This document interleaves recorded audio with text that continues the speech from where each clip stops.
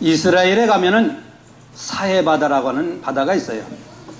이 사해바다는 길이가 67km고 넓이가 18km가 되는 바다인데, 사실은 이 사해바다는 바다라고 하기보다는 바다가 아니라 호수예요. 레이크.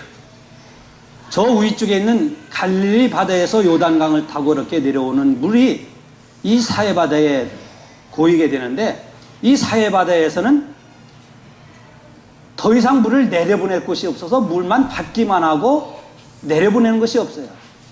그래서 받기만 하고 주지를 않으니까 이 바다가 썩었다. 그리고 이 사해바다는 왜 그러냐? 이 지상에서 가장 해저가 낮은 해저 460m가 되는 낮은 곳이에요.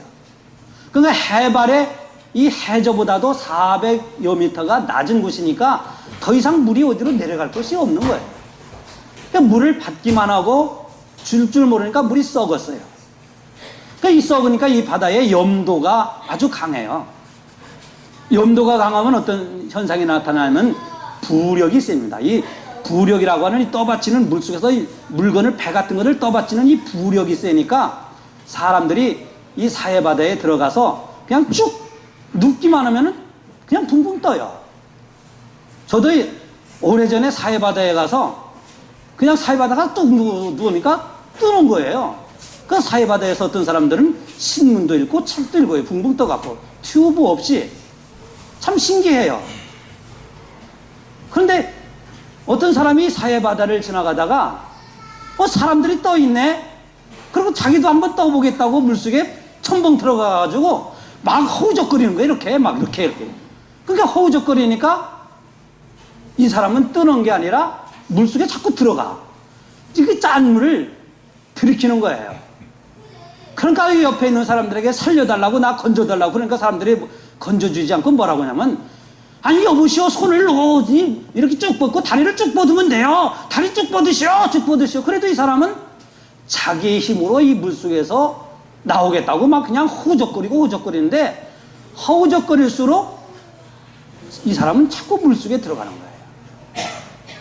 아니 다른 사람들은 물을 의지하고 그냥 가만히 있으면은 붕붕 떠 있는데, 자기는 자기 힘으로 살아보겠다고 하니까 물속에 들어가서 짠 물만 실컷 들이켰는데, 그 사람 지금까지 나왔나 모르겠어요.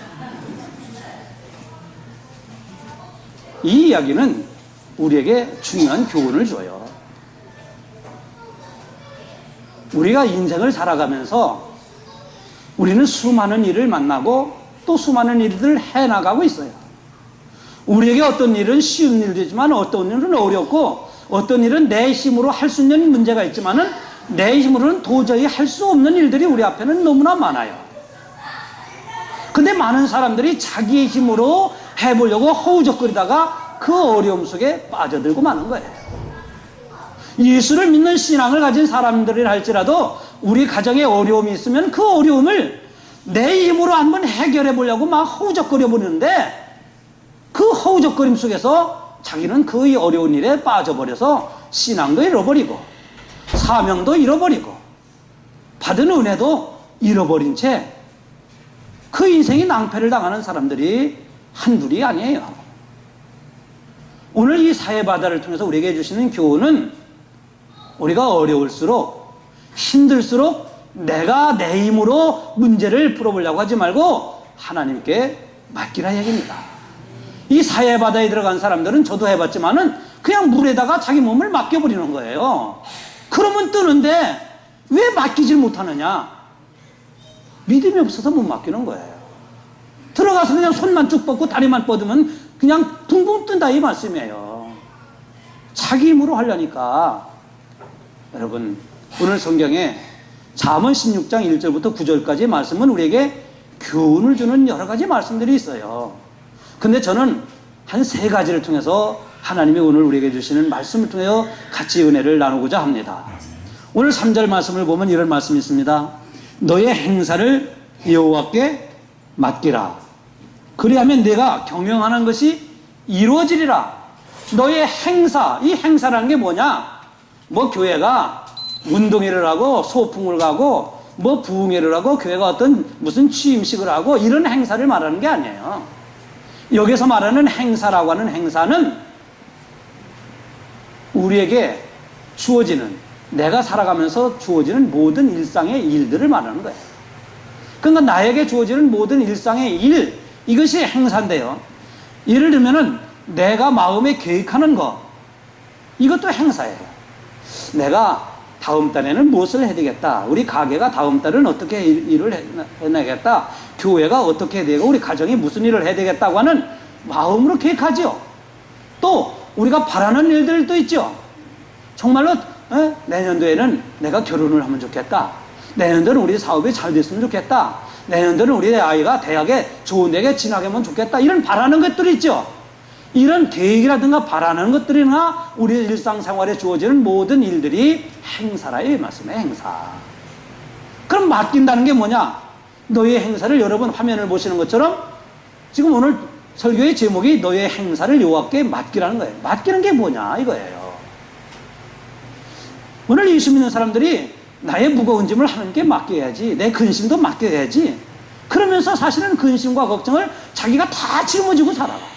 그러니까 교회에 다니면서 기도는 열심히 하는데 근심은 자기 혼자 짊어지고 인생을 살아가는 것처럼 얼굴이 우거지상이 돼가지고 기쁨이 없이 살아가는 사람들이 너무나 많아요.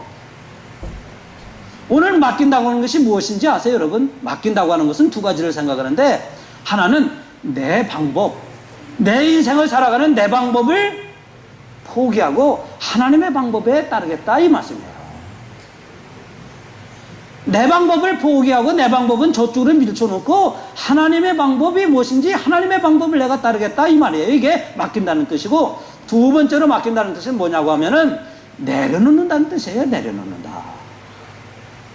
내 생각과 내 계획과 내 욕심과 내 방법을 내려놓고 좀 마음을 좀 비우겠다, 이 말씀이에요. 이게 맡긴다는 뜻이에요. 그래서 오늘 여러분들이 이 맡긴다는 개념을 분명히 알아야 오늘 설교를 들을 때 은혜가 돼요. 여러분의 행사를 하나님께 맡기시기 바랍니다. 그 맡긴다는 게 뭐예요? 내려놓는다 이거예요. 하나님의 방법에 따르겠습니다. 내가 돈을 벌려고 하는데 이 돈 버는 것을 내가 수단과 방법을 가리지 않고 야곱처럼 내가 어떻게 사람을 속이든지 내가 어떻게든지 내가 돈만 벌겠습니다. 그런 방법도 있고 여러 가지 방법이 있지만은 이 방법 내려놓고 하나님이 원하시는 방법이 뭡니까? 그래서 이따가도 말씀 나오지만 내 방법은 쉽게 돈 버는 방법이에요. 내 방법은 어떻게 해서든지 쉽게 많은 돈을 버는 방법이에요. 그런데 하나님의 방법은 그게 아니라는 말씀이에요. 때로는 하나님 방법은 네가 고생스럽지만 고생하고 땀을 좀 많이 흘려야 돈 벌 수 있다. 네가 때로는 억울한 일을 당해도 억울한 날을 억울한 것을 참아야 네가 돈 벌 수 있다. 이게 하나님의 방법이라면 우리는 어떻게 해야 할까요? 내 쉬운 방법을 따라야 할까요? 하나님의 방법을 따라야 할까요? 뭐 물어보나 마나죠. 이것도 물어보나 마나예요. 그게 맡긴다는 뜻입니다, 여러분. 맡긴다는 것은 그래서 내가 안고 있는 짐을 내려놓는다는 뜻도 있어요. 이 말씀은 내 인생의 주인은 내가 아니라는 거예요. 그래서 오늘 너의 행사를 하나님의 방법을 따르고 내가 계획하는 것, 내가 바라는 것, 내가 하는 모든 일들을 하나님의 방법에 따르면서 내 생각하는 것을 좀 내려놓으라, 그 말씀이에요. 이 말씀은 내 인생이 내가 주인이 아니라는 뜻이에요. 여러분, 우리가 살아가면서 신앙을 갖고 예수를 믿고 교회를 섬기는데, 여러분, 신앙이라는 게 뭡니까? 이 신앙이라고 하는 것을 좀 미안하지만 영어로 얘기하면 three totality-라고 그러는데요. 하나는 total acceptance, total discipline, total commitment, 이렇게 얘기해요. 미안해요, 영어로 얘기해서. 이게 뭐냐? total acceptance는 뭐냐? 전적으로 수용하는 게 신앙이라는 거예요. 토탈 디스플린이라는 것은 하나님의 전적을 순종을 의미해요. 하나님께 전적 순종. 내가 제자로서 전적으로 순종하는 것. 토탈 커미트먼트라는 것은 전적으로 맡긴다는 거예요. 신앙이라는 게 뭐냐? 하나님의 그 계획과 하나님의 방법을 전적으로 수용하고 전적으로 순종하고 전적으로 맡기는 게 신앙인 거예요. 여러분 이 말씀을 생각해서 여러분의 신앙을 한번 비춰보세요. 내가 얼마나 정말 참신한 신앙을 갖고 있는가. 나는 전적으로 하나님의 방법, 하나님의 말씀을 수용하고 있는가, 억셉하고 있는가, 받아들이고 있는가, 내가 하나님의 말씀에 전적으로 순종하고 살아가는가, 아니면 내가 필요한 것만 순종하고 살아가는 그런 사람인가, 그런 믿음을 갖고 있는가, 아니면은 또 내가 하나님 앞에 전적으로 맡기고 살아가는가, 하나님께 나의 모든 것을 내려놓고 하나님의 방법을 따르는 이런 신앙을 갖고 있는가. 여러분 이 말씀을 듣고 우리를 비춰보면 너무나도 신앙이 부족하죠. 믿는 것 같으나 실상은 믿음이 없을 때가 많다 이 말씀이에요. 교회 안에서는 믿는 것 같은데 밖에 나가서는 믿음 없을 때가 많아요. 여러분 오늘 우리가 신앙생활하면서 여러분들이 신앙에 남는 게 뭐예요? 여러분 지금까지 신앙생활에서 남은 게 뭐가 있어요? 뭐 물질 그걸 떠나서 내가 신앙생활하면서 내가 정말 하나님 앞에 남겨드린 게 뭐가 있는가 한번 생각해 보세요. 우리가 오늘 말씀을 들어도 여러분들이 말씀을 들어도 이 말씀이 여러분의 신비 가운데 남는 게 있어야 돼요. 그래야 그 말씀을 부여잡고 한 주간을 살아가는 거예요. 여러분 어느 목사님이 택시를 탔는데 택시 기사가 설교 테이프를 요즘은 차에 테이프 들어가는 게 없지만 옛날에는 이 요만한 테이프를 넣고 설교를 듣고 그랬잖아요. 근데 목사님이 택시를 타니까 이 기사 양반이 설교를 듣는데 가만히 들어보니까 자기 설교를 듣고 있더래요. 자기 설교를. 그래서 기분이 좋았을까요? 안 좋았을까요? 그것도 물어보나 마나요. 기분이 참 좋아갖고 그 목사님이 그 택시기사에게 이렇게 물어봤어요. 기사님, 예수 믿고 신앙생활 하시나 보죠? 그랬더니 아닙니다. 저는 믿기는 한데 교회는 안 다녀요. 아니 그런데 왜 이 설교를 듣고 있습니까? 그랬더니 이 설교를 들으면은 그냥 배꼽지고 웃을 일들이 많아서요. 아니 그럼 설교를 듣고 교회도 다니셔야죠. 그랬더니 교회 다니는 사람이나 안 다니는 사람이나 뭐 일반이지 뭐 교회 다닌다고 나은 게 있습니까? 그러더래.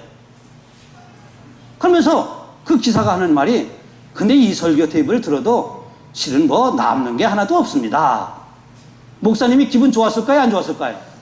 처음에는 좋았는데 이 설교를 들어도 남는 게 없습니다.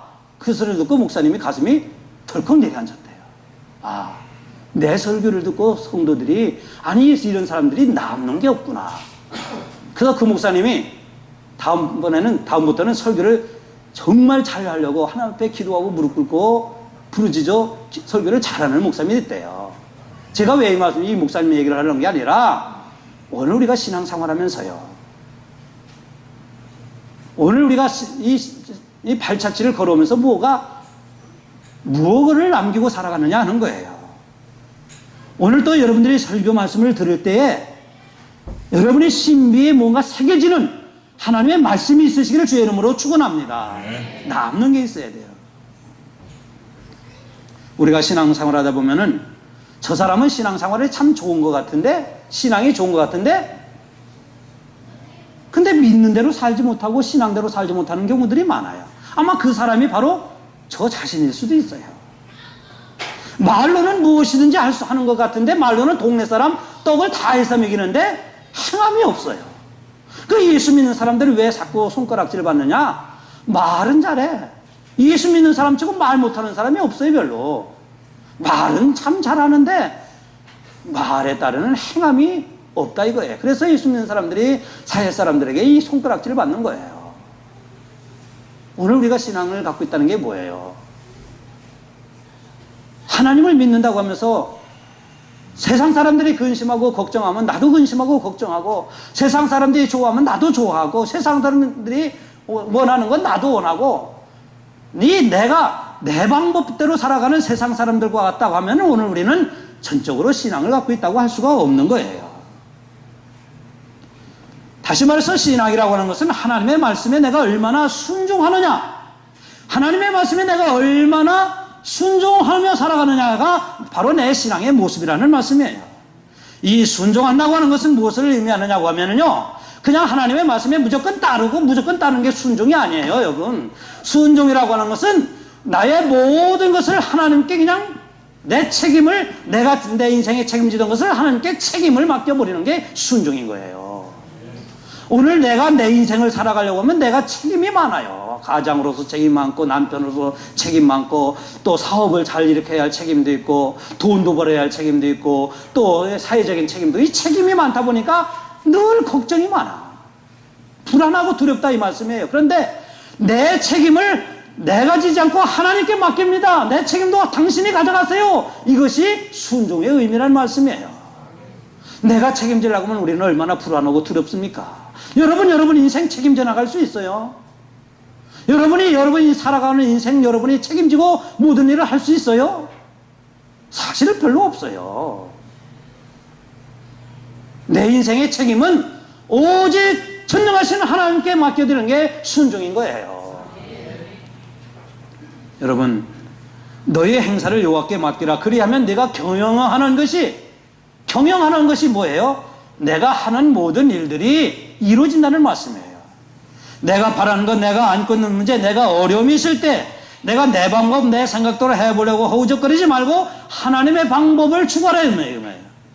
내가 고생 안 하려고 얍삭한 방법으로 살아가려고 하는데 하나님은 너 힘든 길을 넓은 길로 가지 말고 좁은 길로 가라는 거예요. 나는 넓은 길로 가가지고 사람들이 쉽게 가는 길로 가서 돈도 벌고 출세도 하고 싶은데 하나님은 너 그러지 말고 좁은 길로 가라 이 말씀이에요. 그러면은 우리는 좁은 길로 가야 된다 이거예요. 나는 편하게 신앙생활하고 싶은데 하나님은 내게 십자가를 지어주셔요. 나는 내 방법을 가지고 식구들을 좀 길들여보고 내 자식도 좀 길들여보고자 하는데 하나님은 뭐라고 하냐면 너부터 헌신하고 너부터 미랄이 되라는 거예요.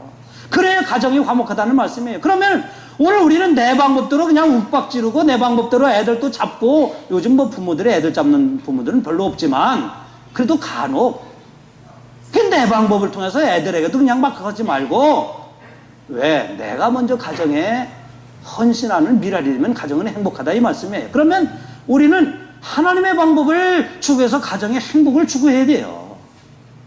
그냥 내 방법대로 살아가서 내가 편한 대로, 여러분 부부간에도 마찬가지인데요. 내가 좋다고 해서 내가 기쁘게 해서 상대가 기쁜 게 아니라 내가 상대를 기쁘게 하면은 내가 기쁜 거예요. 오늘 우리가 사람과의 관계에서도 내가 당신을 편하게 하면 나는 당신으로 인해서 내 마음이 편한 거예요. 내가 당신을 불편하게 하는데, 내가 당신을 어렵게 하는데 내가 편하고 쉬울 수가 있습니까? 이게 오늘 우리가 살아가면서 나의 인생을 하나님께 맡기는 자의 신앙의 태도고 사명인 거예요. 미국의 동부 지역에는 나이야 가라, 나이는 가라, 그런 폭포가 있어요. 이 나이야 가라, 이 폭포가 있는데 이 폭포는 캐나다하고 미국하고 이 국경을 이루는데, 여러분 가보신 분은 아시겠지만은 뭐 미국 아니 전 세계에서 뭐 가장 큰 폭포다. 정말 웅장해요. 이 캐나다 쪽에서 보는 게 아니라 미국으로 건너와서 이 폭포를 보면 너무너무 정말 웅장하고, 바로 요 앞에까지 폭포에 가는데 정말 이 폭포 속에 내가 이렇게 빠져들어갈 것 같은 그런 느낌이 들어요. 뭐 한 1m, 2m까지 폭포에 갈 수 있어요. 근데 그 폭포물이 흘러가서 한 강을 이루는 이 강에 옛날에 나룻배가 하나 있었습니다. 그 나룻배를 타고 사람들이 이쪽에서 저쪽을 건너가는 거예요. 물론 요즘은 나룻배뿐만 아니라 다른 배도 있고 다리도 놓아졌지만 이 나룻배에 사람들이 타고 건너가는데, 이 사공이, 나이가 지긋한 사공이, 머리도 희끗한 사공이 이 노를 이렇게 저어서 가는 거예요. 그런데 이 물결이 이 급류가 있으니까 어떤 때는 이 나룻배가 휙 돌기도 하고 저쪽으로 휙 돌기도 그러니까 이 나룻배 탄 사람들이 막 겁나서 죽을 지경인 거예요. 그때 한 사람이 여보 사공 양반, 당신 사공 몇 년이나 했어? 이렇게 물으니까 뭘 얼마 안 됐지만 한 40년 했어. 당신 사고를 낸 적이 있어? 없어? 그런데 그때 위험한 지경은 있었지만 사고 난 적은 한 번도 없어. 그러니까 이 사람은 아주 나룻배가 그냥 여기 갔다 저기 갔다 하니까 죽을 지경이거든요. 그 사공은 태연하게 그냥 노를 젓는 거예요. 그러면서 이 배 탄 사람 한 사람이 뭐라고 하냐면, 여보 사공 양반, 아니 물결이 아니요 오른쪽으로 돌면 노는 왼쪽으로 해야 이 배가 정상이지 왜 오른쪽으로 하는데 당신은 오른쪽으로 도는 거예요. 오른쪽으로 노를 젓는 거예요.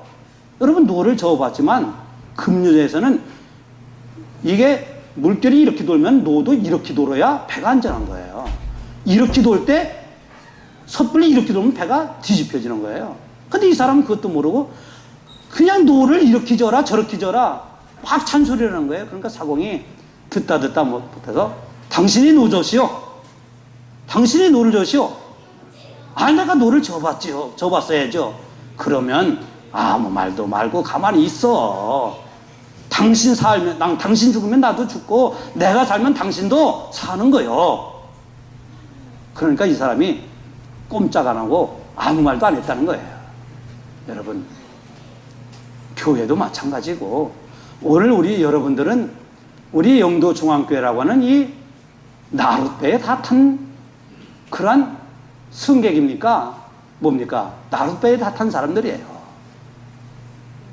교회가 말이 많으면은 이 나룻배가 어디로 갑니까? 아, 어디로 간가 대답해 보세요. 산으로 가요. 이 나룻배에 우리는 몸을 담았으면 이 나룻배가 사공이 져서 가는 대로 맡겨두라 이 말씀이에요. 그게 믿음의 사람들이라 이 말씀입니다. 내가 이랬네 저랬네 이건 이러네 저러네 그러면은 이 배는 산으로 가요. 산으로 가서 안전하기만 하면 괜찮은데 안전하겠습니까? 이 배는 이 물 위에 떠 있어야지. 그래서 우리 인생도 마찬가지예요. 적게는 여러분들이 이 나룻배에 탔지만은 여러분의 인생이라고 하는 인생이 하나님이 주신 이 나룻배를 타고 가는 거예요. 여러분을 안전한 곳으로 생명의 길로 인도하시는 이는 오직 예수 그리스도이십니다. 그래서 예수님이 말씀하시기를 나는 길이요 진리요 생명이니 나로 말미암지 않고는 아버지께로 올 자가 없다고 하신 거예요. 오늘 우리의 인생의 안전한 복으로 인도하시는 분은 오직 예수님이십니다. 그 예수님께 오늘 우리의 모든 것을 책임을 맡겨두라 얘기입니다. 그래야 예수님이 내가 바라는 것, 내가 생각하는 것, 내가 원하는 것을 이루어 가신다 이거예요. 여러분, 오늘 본문의 말씀을 보면 2절에 이렇게 말씀을 해요. 사람의 행위가 자기 보기에는 모두 깨끗하여도 여호와는 심령을 감찰하시느니라 그랬어요. 사람이 보기에 자기가 깨끗하다 이거예요. 교회를 다니는 사람들도 예수 믿는 사람들도 이런 말들을 하는 경우를 들어봐요. 아이고 나는 뭐 내가 도둑질을 했습니까? 내가 깡패짓을 했습니까? 내가 나쁜 짓을 했습니까? 나는 그래도 바르게 살았습니다. 나는 착하게 살았습니다. 나는 의롭게 살았습니다. 나는 선하게 살았습니다. 내가 교회를 위해서 뭐 잘못한 거 있나요? 내가 사회 사람들에게 뭐 나쁜 짓 한 게 있나요? 잘못한 게 하나도 없어요. 그런데요, 내가 보기에는 깨끗하여도, 그러죠, 오늘 성경에. 내가 보기에는 깨끗하여도 여호와는 심령을 감찰하시니라 그랬어요. 이 말씀은 어떤 말씀이냐면은 내가 깨끗하고 하다고 해서 내가 깨끗한 게 아니에요. 내가 바르다고 해서 내가 바른 게 아니에요. 내가 착하다고 해서 내가 착한 게 아니라 하나님이 나를 착하다고 인정하시고 하나님이 나를 바르다고 하시고 하나님이 나를 의롭다고 인정해 주셔야 내가 의인이 된다 이 말씀이에요. 그래서 여호와는 심령을 감찰한다는 말씀이 바로 그 말씀이에요. 근데 예수 믿는 사람들도 다 자기가 바르대, 다 착하대, 자기가 옳대요. 옳은 게 어디 있어요 우리가 하나님 앞에. 하나님이 옳다고 하시니까 옳은 거예요. 그래서 오늘 성경에 이 말씀은 어떤 뜻을 우리에게 주냐면요, 내가 아무리 선하고 의롭게 살아도 하나님이 나를 의롭게 인정해 주시고 하나님이 나를 너는 정말 의로운 사람이라고 인정해 주실 때만이 오늘 우리는 의로운 자가 될 수 있다고 하는 말씀이에요. 어떤 사람이 자기는 시간을 아주 칼같이 지킨다고 하는 사람이 있어요. 이 예배 시간이 11시면은 11시 정각을 딱 지키는 사람이 있어요. 잘 지키는 사람이에요? 잘 못 지키는 사람이에요? 그건 대답하지 마시고. 근데 이분이 어느 날부터 5분 늦게 오는 거예요. 5분 늦게. 야, 저분이 뭐 차가 막힐까? 그런데 한 번은 그렇게 생각했는데 5분, 오늘 늦게 오신 분들 미안해요. 그분, 여러분들을 위해서 하는 말씀이 아니에요.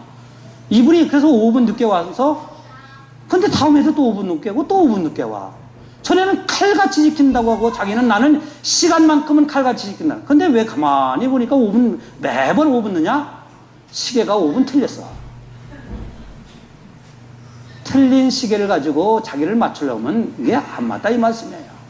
내 기준이 내 척도라고 하는 것이 틀렸는데 내가 옳다고 여긴다고 해서 내가 옳은 게 아니다 이 말씀이에요. 의로우신 주님, 의의 주님이 되신 그분이 바로 오늘 의의 척도고 우리를 의롭다고 해주실 때만 오늘 우리는 의로운 자다 이렇게 말씀해서 오늘 2절에 사람의 행위가 자기에게 보기에는 깨끗하 해도 여호와는 심령을 감찰하신다 이렇게 말씀하신 거예요.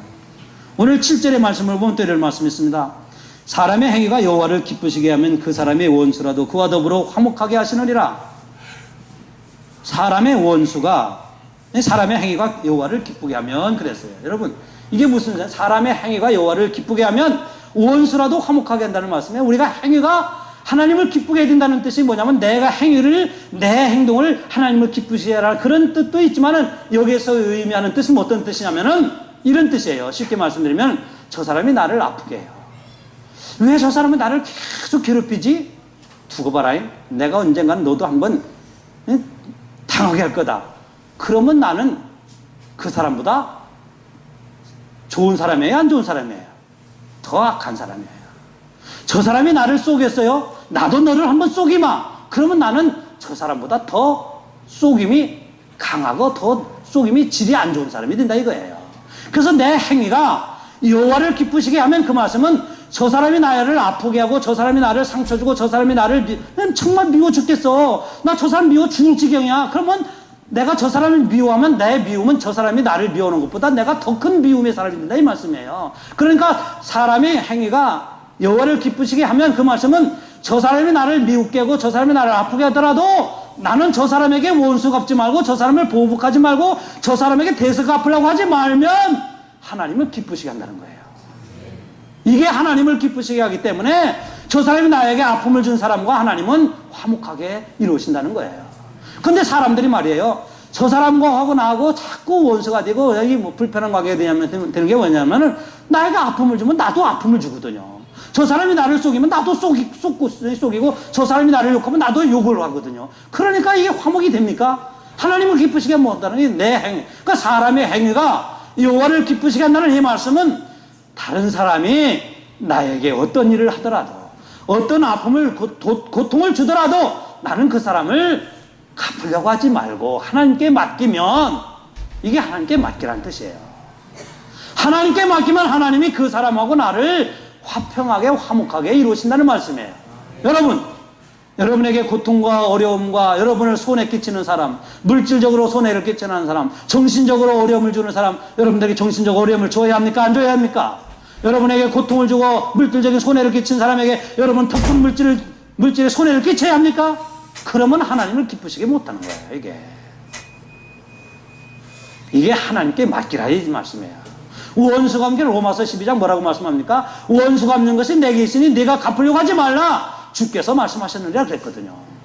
오늘 우리는 왜 내가 갚으려고 내가 맡으려고 하는 겁니까? 이것도 하나님께 맡기라 이 말씀입니다.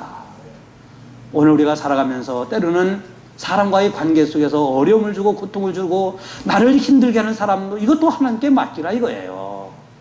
내가 갚으려고 하지 말고 그러면 하나님이 나의 행위를 기쁘게 보시고 그 사람하고 화목하게 이루어 가시는 거예요. 이런 은혜가 여러분에게 충만하시길 주의 이름으로 축원합니다. 마지막으로 이런 말씀이 있어요. 8절에 적은 소득이 공의를 겸하면 많은 소득이 불의를 겸하는 것보다 나으니라.